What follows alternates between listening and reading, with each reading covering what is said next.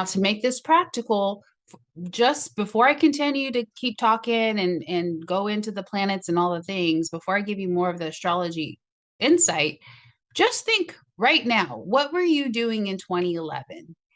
What cycle were you in your life? Were you in college? Did you get your first job? Were you having a kid? Were you getting married? Were you getting divorced? Were you starting retirement? Like, just think, that's what I want you to do just for a moment and take a breath. What was I doing in 2011? Right? 2011 onward, because chances are there was a cycle that got started for you in 2011, maybe 2012 for some of you. It might have kind of you may not have been aware of what that cycle was until 2012. But then that cycle would have continued on until now, until 2026. Welcome back to the Power and Purpose podcast. I'm your host, Vanessa Soul. Thank you so much for investing your time and your energy into tuning into today's episode. I don't take it for granted, and I truly appreciate it. Today is a part of the new series that I'm doing, the Thursday episodes for 2026. On Thursdays, the odd numbered episodes are my solo astrology updates. And I like to present astrology in a very practical, functional way. So hopefully, if you stick around for enough of the episodes, you'll feel like it's valuable to implement in your daily life. A lot of times, astrology can seem woo-woo, fluffy, ungrounded, a little theoretical, a lot of philosophy. And sometimes if you haven't been studying astrology, or if you're new to astrology, it could just feel, I'll just be honest, it could feel useless if you don't know how, if it's not delivered properly, and if you don't know how to apply it. So my whole mission for the short time that I will be doing astrology, over the span of my life, not that my mission is to really bring practicality to astrology and to help us all use it as a practical tool in our lives. I'm an evolutionary astrologer. I use the Placidus house system. Yes, I understand that the whole sign house system is useful for certain things, but on an individual level with my clients, I'm using the Placidus house system because we're able to embrace the nuances and the details of what's happening for you specifically. Not all rising signs are experiencing the transits equally. Basically, not all Pisces risings are experiencing the transits equally. Not all Gemini risings are experiencing the transits in an equal way, because one, you have your own individual set of planets and placements and aspects, but also your houses. You have different house cusp, and you might have intercepted houses, and your house system is set up a little bit differently. So if that just didn't make sense to you, just stick with me. Again, I'm going to make today's episode as practical as I can. Today is a Thursday episode. Just again, let me just reintroduce it. So if you're like, wait, I listen to the Power and Purpose podcast. Why are we talking about astrology all of a sudden? Again, this is just the Thursday episodes. They're odd numbered. So today's episode should be numbered as episode 141, right? And the even numbered episodes are the amazing guest episodes that we've been having on this show for almost 3 years now. I've had this podcast since 2023. So it's been 2.5, almost 3 years. And the guest episodes have just been gold. I mean, the guest episodes have been a portal for myself, like the book recommendations, the quotes, hearing the stories from the guest, just unpacking, just unpacking life, integrating our journeys, integrating our trials and tribulations, integrating our celebrations and our wins and our breakthroughs and how people are making so much traction in their lives. Like those guest episodes are powerful. So if you found me because you're kind of like, oh, I want to know more astrology, I also invite you to check out the Monday episodes. They're even numbered from, and I should say this, they're even from starting on episode 140 forward, because this is 2026 forward. If you're listening to any of the episodes prior to episode 140, most of those episodes are just going to be guest episodes. There's a couple of solo Vanessa Soul episodes sprinkled in there. There is a couple of astrology episodes in the past that I did, but I knew it wasn't my time according to my astrology chart. I knew it wasn't really my time in 2023 or 2024 or even 2025 to really present astrology with a more full explanation and in a full expression. I knew that wouldn't be my time until 2026, and now the time is here. So again, guest episodes are the even numbered episodes. They're released every Monday, and the Vanessa Soul solo astrology episodes are released every Thursday, and they're odd numbered. And last year in 2025, I'll just say this, I really had a breakthrough with this podcast when I doubled down on this podcast and started to invite more guests and be more selective with the guests and have an application process and really just have a process to make sure there's a lot of alignment between me and the guests that are coming on the show. I felt like the quality of the conversations have improved. So hopefully you guys have felt that. And for the second half of 2025, I started to put out 2 guest episodes per week, which was amazing because if you didn't resonate with the Monday episode, chances are the Thursday episode was more of your cup of tea. So I'm just dedicated towards content. This podcast, it aligns with my astrology in so many ways, which I won't talk about my astrology placements, but and the transits that are happening are really pushing this podcast, the Power and Purpose podcast, to the forefront of my priorities. So second half of 2025, I started to release 2 episodes a week. And you know what's funny, guys? Just when you get the intuition to do something, just do it. Because I had other, last year there was people, there was not conflicts.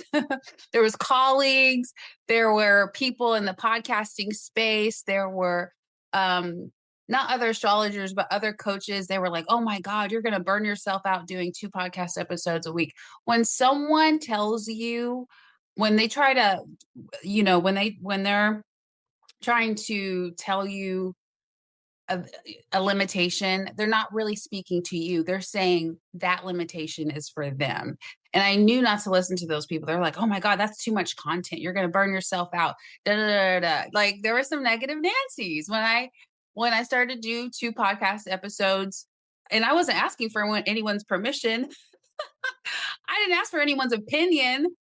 I was just letting people know, like, hey, check out the podcast. There's 2 episodes per week being released. And it was just funny. I'm just reflecting on that. I know it's a side thing, but I just want to, this is just coming through as an intuitive message right now. If someone in your life, whether they're close to you or not, if they are expressing doubt or trying to discourage you, and it may not be in a malicious way, but when they're talking about limitation, that is their limitation that they're speaking about. It's not yours. My present self, I am so proud and happy for my past self, 7, 8 months ago, that decided to do 2 podcast episodes per week, because now I got in the rhythm and it never really felt heavy. I mean, if there is anything that is tedious, it's, editing the shows and, kind of like uploading them and like the little admin tasks, but I have someone to help me with that most of the time. So as far as like actually recording and having a guest or doing my own episode and you putting out 2 a week systematically, it's like, it's on my path. It's my highest expression. I do this for free. It's what I love. So yeah, here we are. Okay, so now I'm done with expressing my thoughts on on how people can project their limitations onto us. So you just got to keep moving in your own life. Keep moving. If you feel the call, the pull, the push to do something, keep doing it. And today we're going to be talking about Neptune because Neptune just had a major transition from Pisces into Aries, and it's an important topic. And speaking of Aries, Aries is the sign of action. It's a fire sign, and it wants us to do the thing. It wants us to initiate something. Aries wants us to pioneer the project. It wants us to be a leader. It wants us to take care of our physical health. It wants us to have stamina mentally, physically. I don't know about emotionally, mentally, physical stamina. I think about that.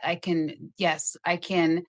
That's what Aries represents when I think about Aries as well. And really move, like building momentum is Aries energy. Any fire sign is building momentum, but especially Aries.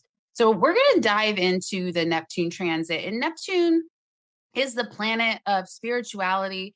It is the planet of idealism. It is the planet of no boundaries. I was going to say boundaryless, if that's an actual word. So no boundaries, lack of boundaries, boundaryless. It is the planet of possibilities. It is the planet of connecting to energy and connecting to the universe and God. It also, on a lower expression, there's high expressions and low expressions and neutral expressions for all of the planets and signs.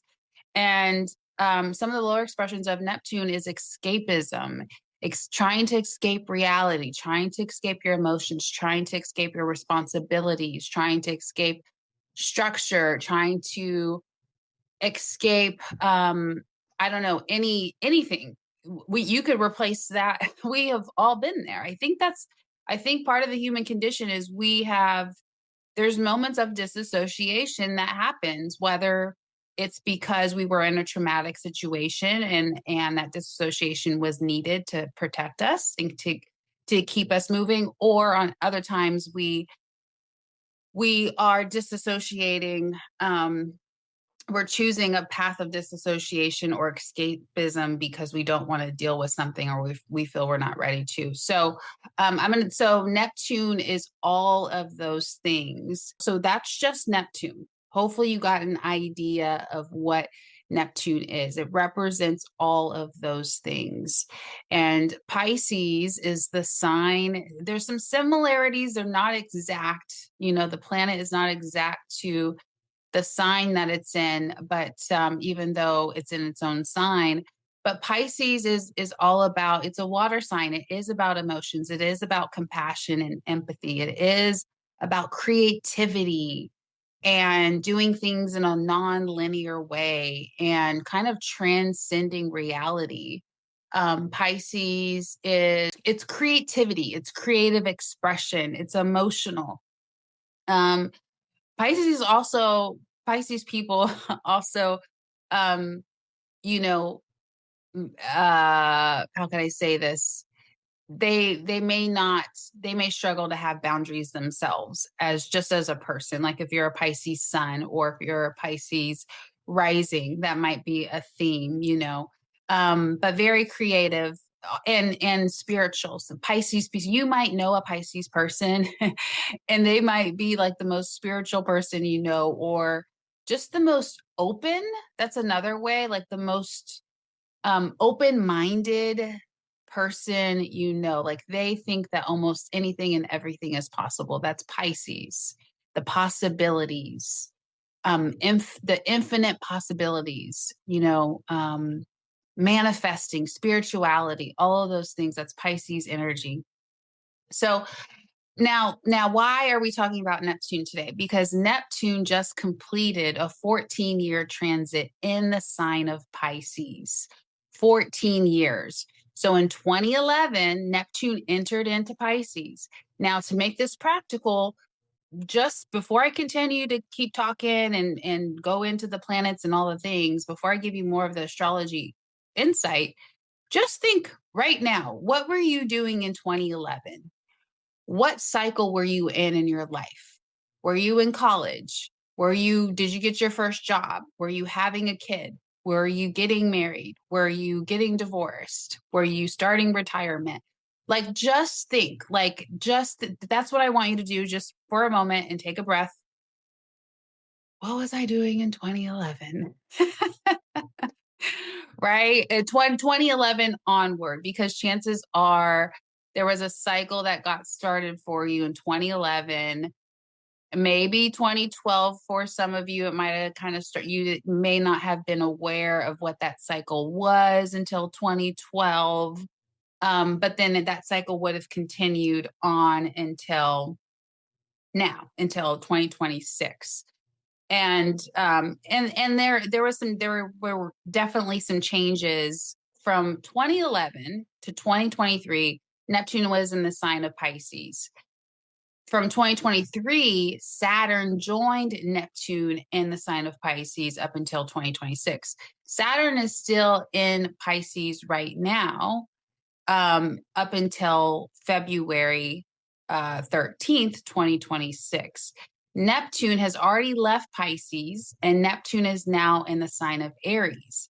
That occurred on January 26, 2026, right? On January 26th, at the end of January, last week of the month, Neptune went into Aries and it left Pisces. So what does this mean? Why am I talking about it today? Why do I think it's important? Well, I think it's important because collectively, a lot of people went through a spiritual awakening, and this transit had a lot to do with it. If you think about it, spirituality, spiritual awakenings, plant medicines, all the tools that we're using, all the stuff that we talk about on this podcast before 2011 would have been so out there, or just there wouldn't have been that much. There would have been less of an audience for even the content I put on this podcast, where we're talking about intuition and talking to spirit guides and speaking with your angels and astrology. And I mean, I'm trying to think of all the guests that I've had, you know, doing ayahuasca ceremonies or doing plant medicines or developing your relationship with God. It's not just the woo-woo spirituality, new age stuff. It's also any relationship with faith, any relationship with faith. So even your relationship with God, right? So you can definitely kind of just see some of these big themes. And what I was going to say is spiritual awakenings. There were so many people on a collective level, and we all went through our own spiritual awakening between 2011 and 2026. Now, I'm not saying like the spiritual awakenings are going to stop after 2026 because Neptune's going into a different sign. It was just a dominant vibration, and it was happening to so many people at the same time. And I know it got accelerated after 2020 or during 2020 because of some global things that were happening during 2020, and there were other transits that played a part in that as well, that that influenced the Neptune already being in Pisces. Also, another big theme of spiritual awakenings was a big theme. I'm bringing that to the forefront. Also, people started to really branch out into different types of work, that a spiritual work, coaching, even if it's not spiritual coaching, just more emotional type work, more personal development, supporting people through divorces. Divorce coach. There's a coach for everything now. A money coach. There's emotional awareness coaching. There's so many different types of coaching, and we've seen the coaching industry really expand during this transit of Neptune and Pisces. And it wasn't random, and it wasn't it wasn't, not all of it was a scam. Like, it was real. Like, it was us being underneath the influence of this transit, and Neptune and Pisces really, really allowed us to work with, okay, what do, like, how can I benefit the collective? How can I merge with other people's experiences? How can I support them? How can I show empathy? How can I have a creative career? How can I express my creativity? How can I bring my creative desires into my work? And so a lot of us got really creative with the roles that we created for ourselves. We got really creative with our businesses. We got really creative with our programs and our structure for our businesses. And we created we created a format for our clients, in the coaching industry. We created a format for our clients to have this transformation. And and yes, Pisces is also about transformation because it's correlated with the 12th house. And so spiritual transformation, subconscious transformation, really diving into our fears and releasing suppressed things. So, the last 14 years have been a lot of that. So spiritual awakenings, just to recap, a lot of, us, many people coming into the coaching industry, coming into building their spiritual businesses, building your spiritual practice, becoming a facilitator, diving into breath work, like all of the things that allow us to really move emotion and to move energy and connect with energy and connect with God and connect with the universe.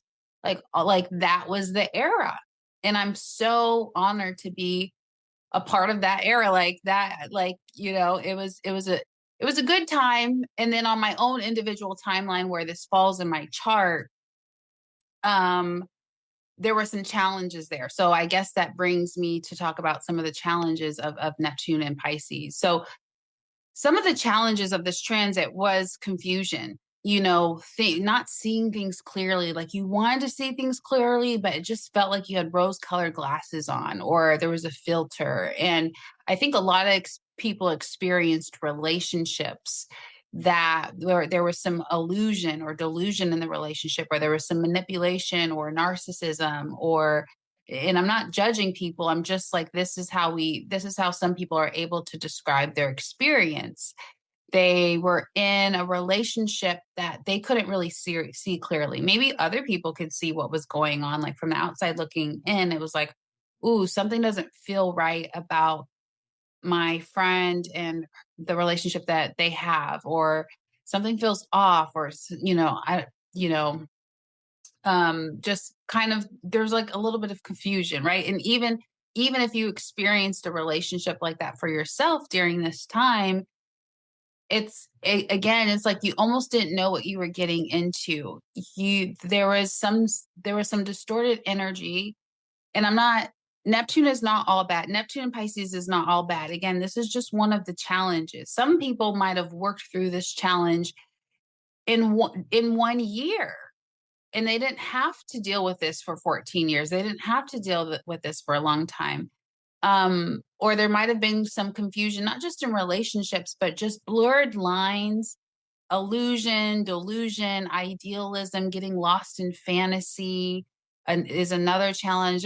I think I saw a lot of that, especially with some people close to me. Like they really weren't thinking practically. And, uh,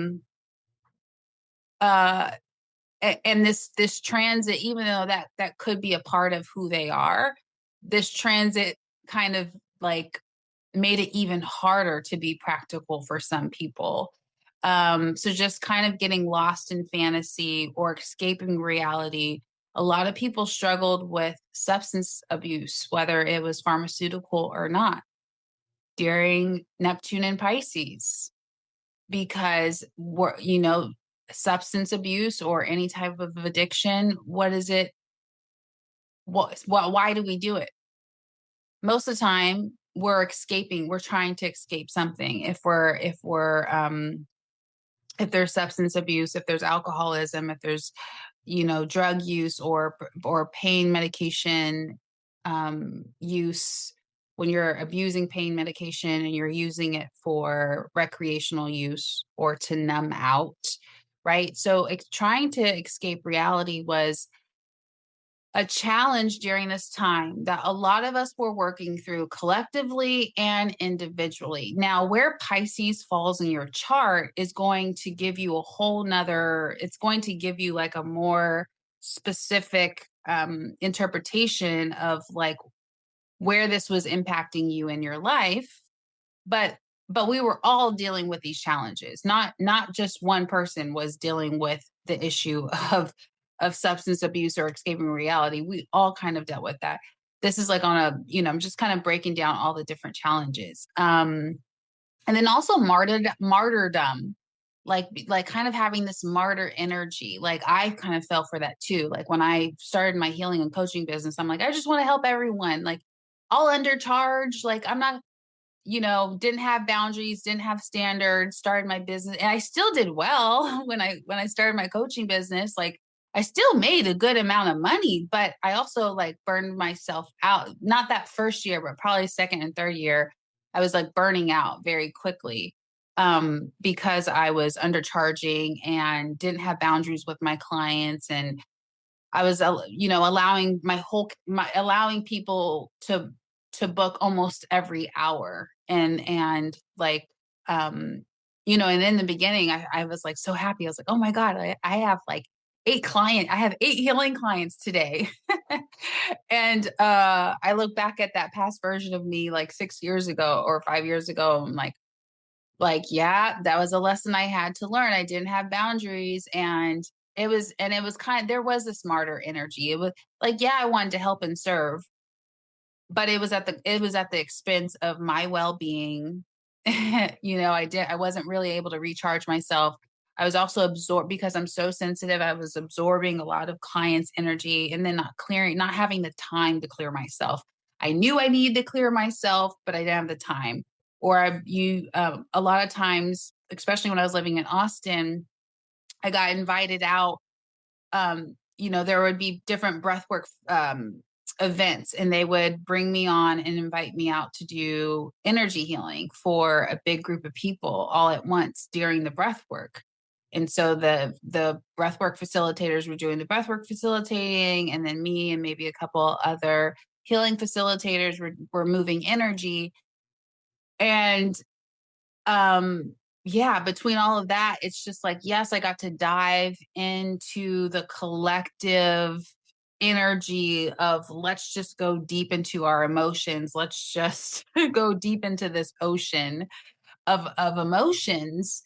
But also I struggled to kind of pull myself out and to be an individual and to energetically clear myself and keep myself clear and to have boundaries between my work and myself. There were like 2 or 3 years where I was completely merged with my healing and coaching practice. And it was a beautiful journey, but now looking back, I could see I gained, so I don't operate like that anymore, right? I gained a lot of wisdom.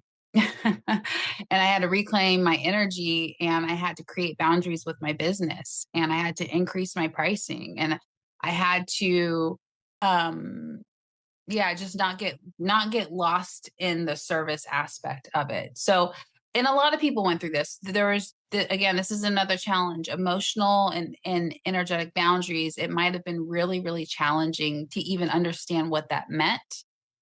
It might have been challenging to understand, okay, how do I implement emotional boundaries? How do I implement energetic boundaries?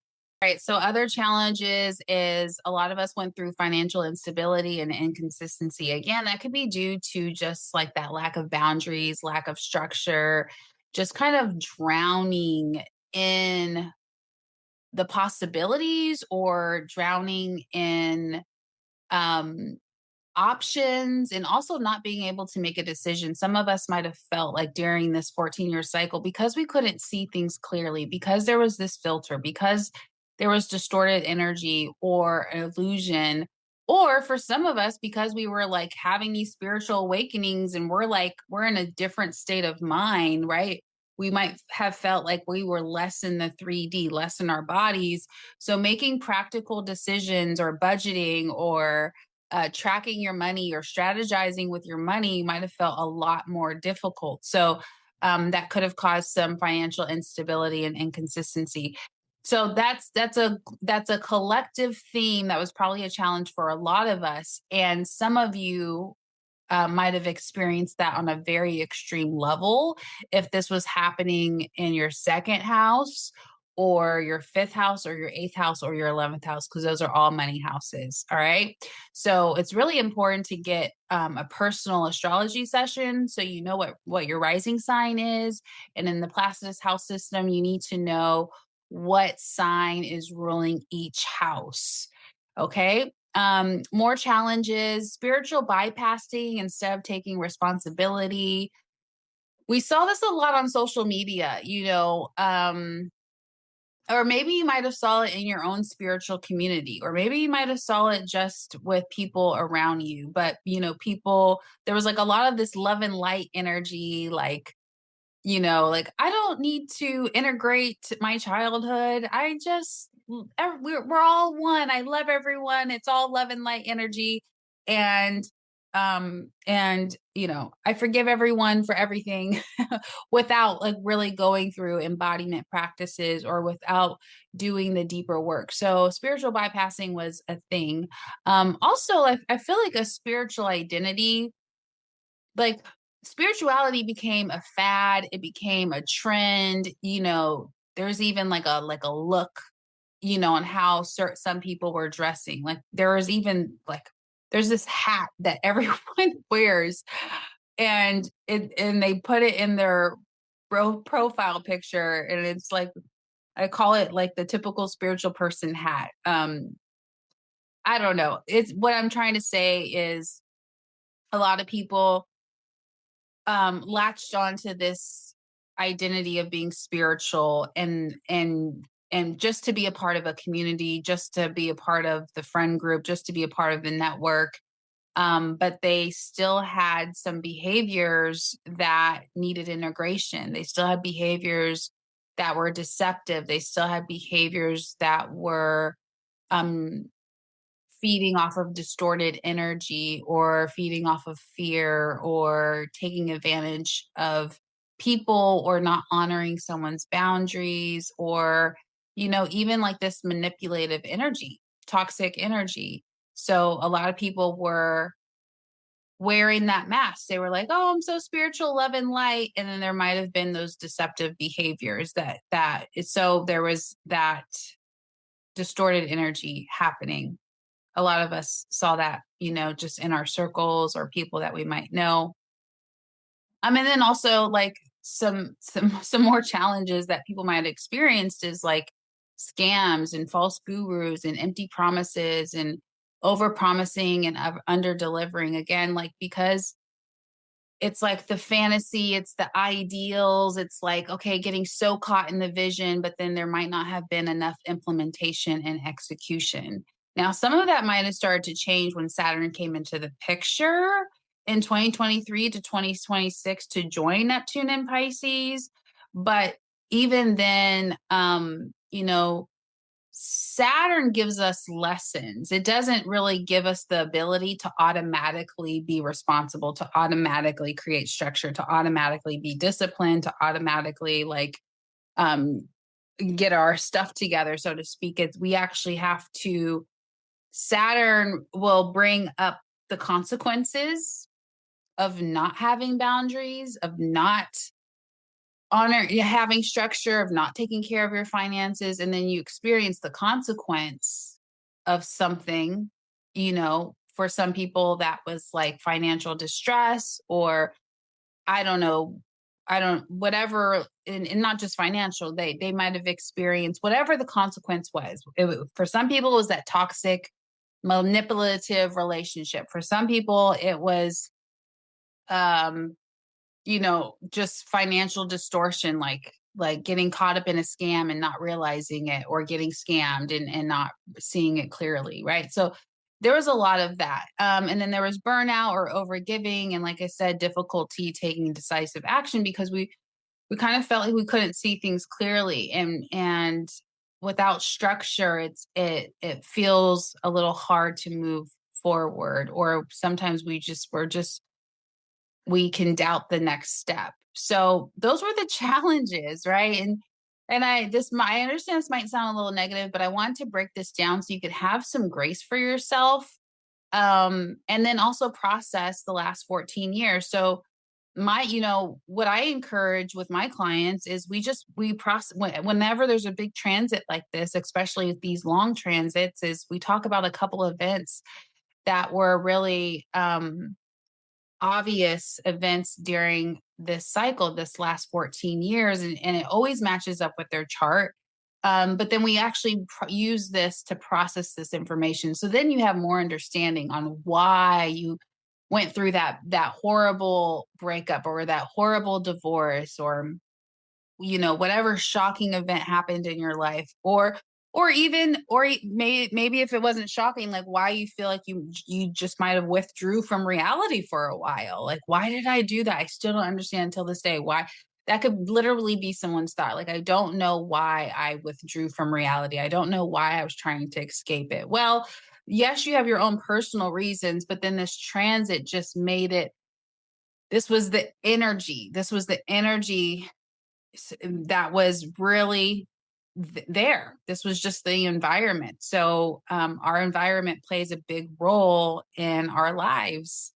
Yes, you have free will, but your environment still influences your free will. Okay, let me say that again. Yes, you have free will, but your environment still influences your free will. So the environment of Neptune and Pisces was still influencing your free will. Again, there were so many great things I talked about moments ago that came from Neptune being in Pisces: spiritual awakening, like spirituality becoming mainstream, like, a lot of us, came out of the spiritual closet and we're posting our energy healings and like all this stuff, or emotional releases online, and we're talking about it, and we're breaking down our childhood in community, and expressing ourselves and processing everything.